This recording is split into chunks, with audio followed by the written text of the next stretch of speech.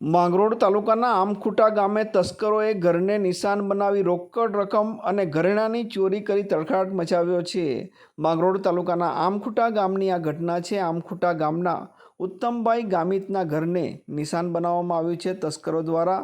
રાત્રિ દરમિયાન આ તસ્કરોએ ઘરમાં પ્રવેશ કરી ચાંદીના દાગીના તેમજ રોકડ રકમની ચોરી કરી છે.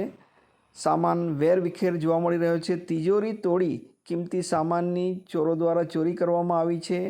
આ ઘટના રાત્રિ દરમિયાન બનવા પામી છે. માંગરોળ તાલુકાના આમખુટા ગામના દુકાનદાર ઉત્તમભાઈ ગામિતના ઘરને તસ્કરોએ નિશાન બનાવ્યું છે. ચાંદીના સિક્કા તેમજ અન્ય ચાંદીના ઘરેણાંની ચોરી થવા પામી છે, સાથે રોકડ રકમની ચોરી થવા પામી છે.